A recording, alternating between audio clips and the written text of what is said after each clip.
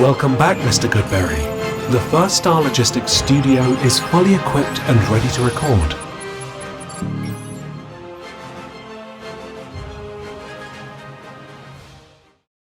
Welcome back to Bengals On The Brain, presented by First Star Logistics. I'm your host, Joe Goodberry, and I like working with First Star Logistics. If you're looking for a career in logistics, head on over to firststarlogistics.com, click on Join the Team.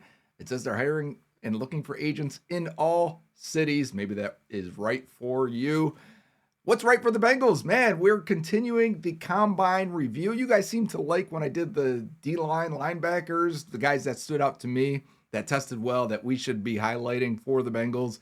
Not just first round picks, even though, Sonny Styles blew it up there and we talked about that. DBs is next. And I guess we're going to go over each position grouping. Maybe not tight end, wide receiver. Maybe if you want it, you let me know. But today is defensive backs. And I got to tell you, right off the bat, I'm so glad I got that Dillon Thieneman video out before the combine, because in that video, I'm like, this guy's worth the 10th pick. He's going to test like a freak. And I didn't know. People told me after I put that out, they're like, he was on Bruce Feldman's freak list, like 30th or whatever it was, as he's going to test really well. I'm like, I was just saying based on tape, he's going to test real well. You can see his speed. You can see his agility. Not only did Dillon Thieneman test really, really, really well, you have already felt the vibes of his draft stock going high. I just saw a mock with him going 12 to the Cowboys. And this is Mel Kiper, I think, had him going 18 to the Vikings before the combine. So to me, that's not crazy. So when I said he was an option at 10 and people were like, trade back and then pick him, I don't know if you can.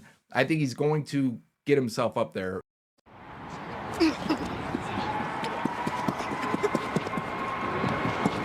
4.37.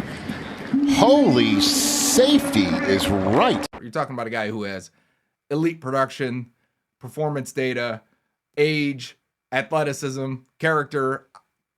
That is what you want to draft. Do you want to check every box? Dillon Thieneman does it, and I'm going to continue banging that drum for as long as I can. But there were other DBs, safeties, let's start with safeties, from the combine that put themselves, they were already on the map, some of them. A lot of these guys, depends on how deep you are in the draft. It's if you're, hey, Joe, tell me who to look out for. Well, then this is the show for you. If you know who mcneil-warren is already, well, then you're pretty deep in it. And this is the show for you as well, because he was probably, and we're talking about the Toledo safety, long, leggy guy. And that kind of affects him a little bit on tape, in my opinion. I think he can change direction a little clunky at times. But man, he stands out. And you should when you play at a smaller school like Toledo. And that's going to affect his production score from us because, typically you're not going against the strongest competition, but you should look like the best player on the field in a lot of those games. And mcneil-warren did. He took that to the combine as well. And people saw the 4.5 and some change, 4.54, I think it was, 40-yard dash for mcneil-warren. That, for a guy that size, that is perfectly normal. The 4.37 from Dillon Thieneman is not normal. That's rare stuff, right, for a safety. That's extremely fast. 4.5 is perfectly fine. That Jesse Bates was a 4.5 guy. So when you see that, don't be alarmed. His other drills and other testing was really, really good. Puts him in elite overall athleticism if you use relative athletic score, which we do. mcneil-warren has some of the craziest interceptions you saw in the highlight clip there on the sideline. That you'll see from a safety. Great range, even though he's a bit clunky and flipping his hips, and probably why he's a free safety. I made this point about George Iloka when he was with the Bengals. Reggie Nelson played more of the strong, and Iloka was more of the free, because the leggier guys, you don't want them changing direction too much, and a free safety doesn't have to as much. He's backpedaling and drifting, right? And then he's going to flip and turn. Whereas a more box safety is changing direction much more often and getting in man coverage more often. So, not the big bruiser that you think of for like old school John Lynch strong safety. I'm talking more of like today's field versus boundary safety. mcneil-warren, though, does look like he can cover, and he's an interesting guy to me. The hard part is I'm bringing him up because I don't think he's worth the 10th pick because of the small school production. But if you were to trade back, and if the Bengals were to trade back, because I think he goes in the first round. Safeties have fallen a little bit. Safeties and corners. Good day to bring up this conversation. I feel like in the last few drafts, they've gone a little bit later than they should have. Look at last year with Nicky Manwari. He should have been a first-round pick. He hit every box that you should want. That was the argument we made then. He still goes in round 2. So if safeties, and Malachi Starks won a little bit later than I thought he should have. That was a guy that I think consensus was 12 when we get to the draft, and he goes 10 picks after that at least. So if we can just take 10 picks off and just say the value that for them is a little bit later, bring it up, Thieneman, he is now 15th on PFF's board. He went from 31st or 40th, whatever. I think they were 31st. Now he's 15th. So talk about a jump. McNeil-Warren was already in that 30 range. Now he's going to be in the 22-ish range for a lot of people. So I still think if you're talking trade back, that's where we can get an McNeil-Warren. I'm still interested in him despite the production explanation of being at Toledo, which, look at Quinion Mitchell, did not affect him. I think Quinion Mitchell is a much better prospect if we're just comparing corner safety there. But Mitchell hit every box for us. He was a top 10 player in our spreadsheet that year, if you want to talk about Toledo. And, hey, Tyson Anderson, right? So he hasn't done what we've expected, but we're talking about Toledo players have had success. Not that small school MAC stuff, right? Can MAC players do it? Of course they can, especially when everyone agrees that he's a good player. And McNeil-Warren is that. Next on our list is the 6th-year senior out of TCU, Bud Clark. Bud Clark is a favorite of a lot of people. Not only did he get his hands on the ball a ton, which, hey, who doesn't want to get the ball back to Joe Burrow? Give me ball skills at safety, right? He played a lot of slot also, so he could be right up the alley for Al Golden. He also went to the Senior Bowl and had a really good week of practice, in my opinion. And you'll see those clips at the end. But Bud Clark is currently 94th on the consensus. So we're talking 3rd, maybe even 4th round. I think the Bengals pick 110 overall, so 94 to 110. That could easily happen. Bud Clark is 6'1", 185, really skinny for a safety. And 6'1's good size, but also not a great wingspan, 31-inch arms. Anyways, market share adjusted production. What's his production look like? Puts him in the 72nd percentile only because he's older. Otherwise, he gets his hands on the ball a ton. In terms of athleticism this week at the Combine, 93rd percentile athlete. And we're talking about a very experienced player. 2,700 college snaps. That's a lot. That's, obviously 6 years of playing. He has allowed 11 touchdowns, but he has 15 career interceptions. PFF puts his defensive grade rank percentile in the 87th percentile. His coverage grade in the 84th percentile. His run defense grade in the 75th percentile. Tackling in the 65th percentile. So you can see he's more of a cover guy definitely than he is a tackler. He missed tackles at a 14.8% clip. That's pretty high. That's higher than even Geno Stone in his career at Iowa. That's higher than Jordan Battle. So if you're saying what kind of player is he? He's not a great tackler. Did not have a lot of production behind the line or at the line. Not a lot of tackles for loss. So as a run defender, you got to think about that. Is he really going to be, a high-end slot type of Mike Hilton? I don't know that he is. I think he is more of a safety, even though he had a ton of plays with his getting his hands on the ball. And if you look at his snap breakdown, he has, of those 2,700 career snaps, 1,300 of them. So half of those, 1,338, were in the slot. Not a lot of free safety snaps, just 18% of his career as a free safety. So there might be a little bit of transitioning there for him. He's got to figure that out. But while in zone coverage, his numbers are really good. His zone grade from PFF puts him in the 94th percentile. Getting his hands on the ball at a very high rate. His passer rating while in zone puts him in the 89th percentile. Ball hawk, which is how often you're getting your hands on the ball, 87th percentile. So that's what you want to see. But the Bengals are a big man team. And his man grade from PFF only puts him in the 72nd percentile, and his ball production isn't as high while in man. So I do wonder, there's a little bit of a transition there. But man, you're talking about a guy getting his hands on the ball and looking really good at the Senior Bowl when all the best talent is there at the same time. I want that. He is older, which is going to keep him in the 3rd, 4th round range. But this is a very good safety class. And if you can tell me I can get Bud Clark in the 4th round, Sign me up. I'm in for that. I'm not going to deny it at all. Now, the next guy up is the opposite of Bud Clark, because I think he's exactly what Al Golden is talking about. Clark did a lot of the slot stuff. So, like, initially, you're like, yeah, that's it. Plus, he gets his hands on the ball. I'm in on Bud Clark. Don't get me wrong. But I think one guy that fits perfectly and I think could do slot stuff because he did in college, but also much more. I think his career is going to be better when he plays more safety, and he's still very young. Jaylen Kilgore of South Carolina.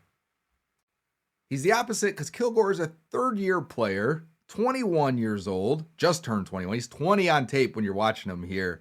And he is 6 foot, almost 211 pounds. So almost 20 pounds more than what Bud Clark has, with good length, 33-inch arms, 2 inches longer than Bud Clark. We have his production at the 93rd percentile. We have his testing just under the 100th percentile. We're talking about an athletic, productive player that is very, very, very versatile. Now, PFF doesn't like him as much as they like Bud Clark. They don't like him as much as I do.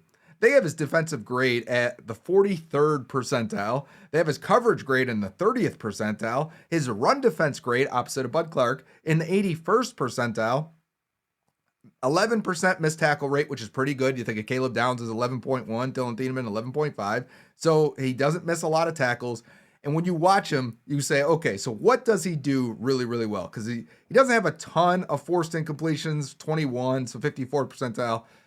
He's not the same like ball hawk that Bud Clark is, but a lot of his bad grading comes from him being a man slot corner. And while I'm saying he can do it, I think a lot of his good grading comes from him being a deep free safety, or just a safety, a strong safety, a split safety. When he's doing that, he looks really good. But he only was a deep free safety at 10% of the time. So to me, he's a strong safety with slot versatility. His career snaps, 1,382 snaps in the slot, similar to Bud Clark. But he doesn't have 2,700 career snaps. Jaylen Kilgore only has 2,200 career snaps. So a larger percentage of his is coming straight up in the slot. They use him as an overhang, kind of star defender.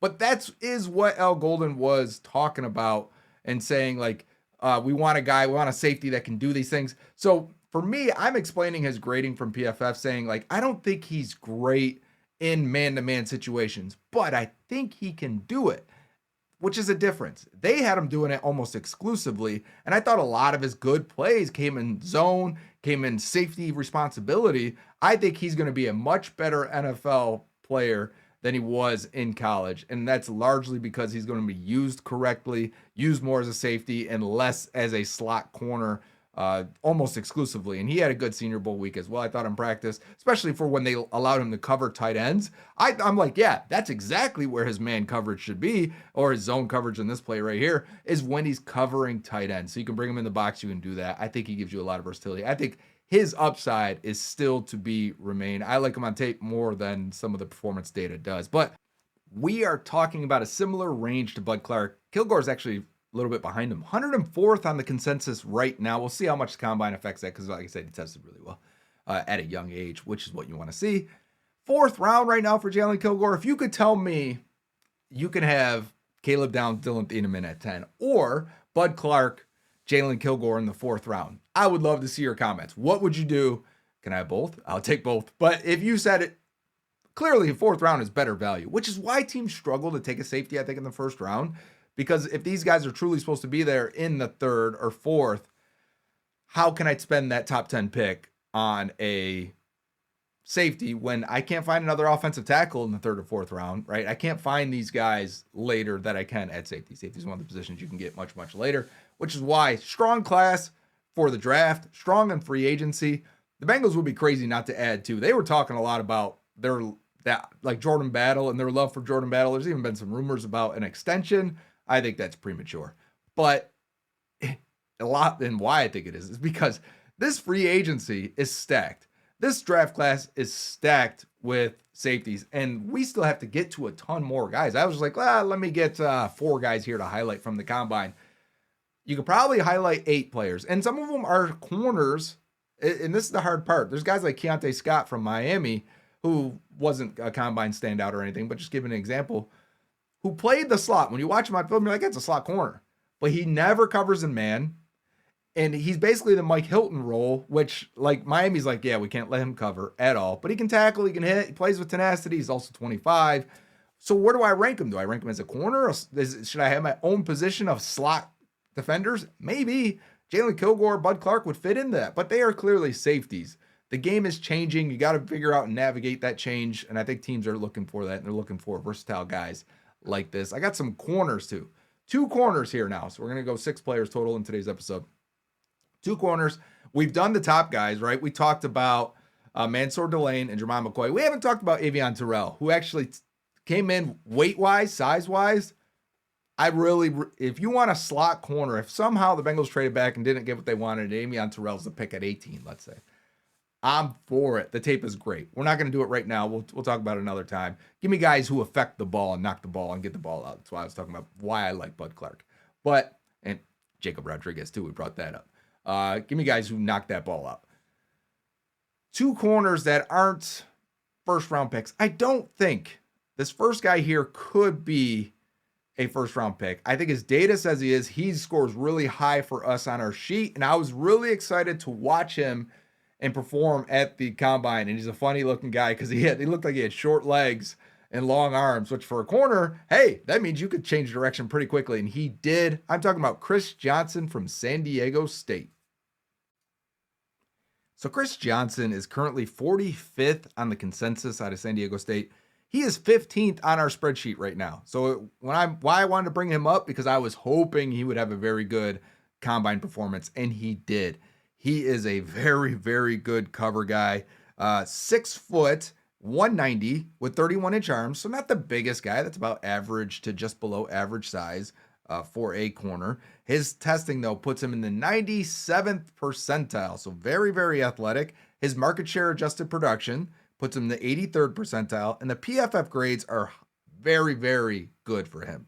1,700 career snaps. He was targeted 124 times, gave up 68 catches for 950 yards, allowed just 2 touchdowns in his college career with 6 interceptions. We're talking about a 21-year-old, 4-year player out of San Diego State. So pretty young for being a 4-year guy. His grade for PFF, his defensive grade, puts him in the 91st percentile amongst all corners since we've been doing this. I think this goes back to 2016. His coverage grade. Now, here's the thing. If you get a 90 percentile coverage grade career and a 90th percentile or above athletic testing, RAS, which he did, you have a very, very good shot of hitting. His career coverage grade from PFF percentile for us puts him in the 89.7th percentile. He is just at the cusp of hitting that. And if we get a bunch of bad graded corners in the future years, he would potentially cross that 90th percentile. So he's right at the line of all the best corners in the league have pretty much hit this marker, and Chris Johnson is right, just scratching the surface of it. His run defense grade puts him in the 67th percentile, but his tackling grade puts him in the 96th percentile. So you're talking about a boundary corner that can tackle, that can cover, that does decently get his hands on the ball. Doesn't miss tackles at all, just a 5.4% missed tackle rate. For comparison, Mansour Delane's over 10%, Jermon McCoy's over 11%, Avion Terrell's almost hitting 12%, Colton Hood's almost at 17%. Chris Johnson at a 5% missed tackle rate. So that's really, really good. We want to talk about getting your hands on the ball, though. His career ball hawk rate is at just 13.7 percentile. That's just at the 40th percentile. So not a ton of ball production. 18 forced incompletions in his career. That's a 14.5 rate. That puts him in the 52nd percentile. I know I'm giving you guys a lot of numbers here, but this is what we track. Here we go. This is why he fits the Bengals as a boundary corner. If he's there at 41, let's say, 44th on the consensus right now, his man coverage grade puts him in the 90th percentile. For comparison, Mansour Delane is in the 91st percentile. Jermon McCoy is in the 90th percentile. So he is right with them in terms of coverage. Now, he probably didn't face the same competition as those guys did at those big programs in the SEC, but it's really strong for Johnson because his zone is also in the 90th percentile, almost hitting 91, and Mansour Delane cannot say that. Jermon McCoy can. So he's up there with the elite corners in terms of production. And now Chris Johnson's up there in terms of athleticism. And I thought he was smooth and steady, deliberate. When I'm watching these on-field drills at the combine, and you get to see him go back to back to back, all the guys of the same position, different body types. But, what I'm looking for is whose foot is sticking in the ground, doesn't lose balance, can flip his hips and burst out of it. I thought Chris Johnson looked fantastic. Give it some time. If we're talking about Chris Johnson being a top 25 pick, I would not be shocked at all. I think if the teams that use the data will be in on it. The teams that don't, maybe we'll still have him in the second round range if he's there in round 2 at 41. Slam dunk pick for me. I would give it an extremely high grade. I know we need a slot guy. Maybe he could do it. Maybe you figure it out. Man, it'd be hard for me to pass up a guy who's 15th right now on our board at 41 and somehow give it a bad grade because we need a slot guy. Well, I agree. We do need a slot guy. Maybe that safety can do that for us. Maybe that's where the Bud Clark and the Jaylen Kilgore fit in, right? In the next round or round after. I can be convinced in a lot of ways of how you configure this thing. But if you say, Joe, I want a strictly slot guy, I want to replace Mike Hilton, but maybe a guy with more speed, maybe a guy who's more athletic than Mike Hilton. So let me say, if I could give you a 5'9", 180-pound hammer that it will hit and plays super tough, but he runs a 4.4 and he's athletic, he can jump, he can move, he gets over in the 90th percentile, he's an elite athlete, would you be interested? I've got the guy for you. He's out of Duke. It's Chandler Rivers. Rivers is a 22-and-a-half-year-old, 4-year player at Duke. He is 91st on the consensus right now, so we're talking third, fourth round again. He is 38th on our spreadsheet, so it tells you, the discrepancy of where he fits in, and that's him taking out a block and tackling, showing that physical. A lot of these clips are going to be coverage, but trust me, he can tackle, he can hit as well. 5'9" and 3/8, 185 pounds, 29-inch arms. We're talking Mike Hilton completely. A little more density on him. Mike Hilton was a little bit smaller at times. So Rivers running at this weight is really good. Because he's small, his athleticism puts him in the 88th percentile. Still elite, but he gets knocked for his height and things like that. His market share adjusted production puts him in the 85th percentile. We're talking about a guy with almost 3,200 career snaps. He has played a ton as a young player, and throughout 4 years, Chandler Rivers played a bunch. He was targeted 231 times, gave up 144 catches for 1,600 yards, allowed 8 touchdowns in his career, had 7 interceptions. That's pretty good. His defensive grade from PFF amongst corners puts him in the 94th percentile. His career coverage, remember I told you if he gets to 90-90, he's not going to hit the 90 for athleticism unless he does better at his pro day, but he hits 86th percentile for coverage. That's pretty good. That's what you want. It's second down and long. Man, I would take it. Look at him jumping different routes and things like that. His man and zone grades are both really good. Clear tackle for a loss rate puts him in the 90th percentile. For that one. I mean, this is a guy that can hit, that can cover, 80th for man. Zone puts him in 90th percentile. He's just a guy that looks like he's got the ball skills, the range, the mentals of a premier slot corner. And if he's going in the first round, I'm in. So that's why I love the combine. Not only, I think you can feel the excitement I get when players I liked on tape start to test really well, and you find the combination. And that's now I've got a bunch of guys that tested well that I haven't watched yet, that now I can go pick through and say, are they really good on tape? Because if they are, great. Let's put them on the board and get excited about guys that are athletic. It still matters. Don't Shamar Stewart me. Athleticism matters.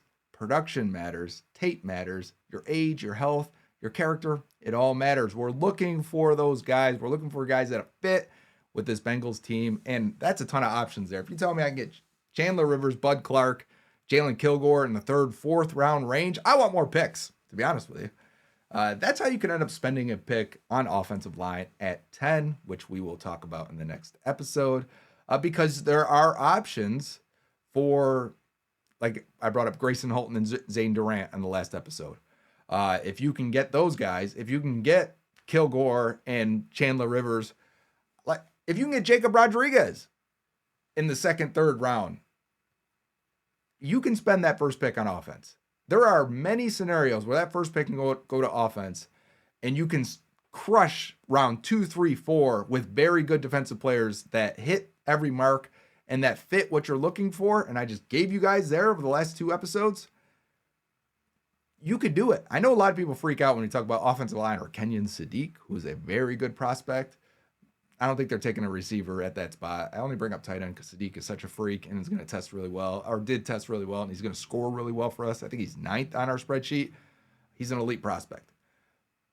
Jeremiah Love, for example, if he's there and the Bengals take him, well, you better nail day 2 of the draft. And these are the guys that could help you do it. Amongst the guys I talked about at defensive tackle and defensive end, Malachi Lawrence, Derek Moore, we didn't get to. There's a ton of guys. This is what the next step of our draft process is going to be. I think we have figured out the options at 10. Well, I would like to know the secondary options at 10 as well, and we'll have a list of that.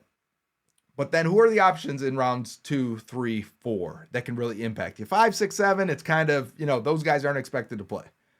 But those next 3 rounds are expected to play and help you. And here's a bunch of guys here that I would be in on. And yeah, we're talking offensive line probably for the next couple episodes because we're going to have to do film evaluations on guys like Monroe Freeling. If he's a future left tackle, if he's Colton Miller, what it kind of looks like to me, shades of Whitworth, I think the Bengals would say, but Colton Miller, probably a fair one because of his inexperience, Freeling's inexperience and upside. And then we're going to have to talk about Maui Noah and Spencer Fano, who tested great, but has the size of a center, to be honest. What do you do with that if they're available at that pick? We're going to talk about the linemen first, I think. There's a bunch of guys. And then we're going to go do some film on the next episode of Bengals on the Brain, presented by First Star Logistics. Thanks for watching. Until next time, Hoo day.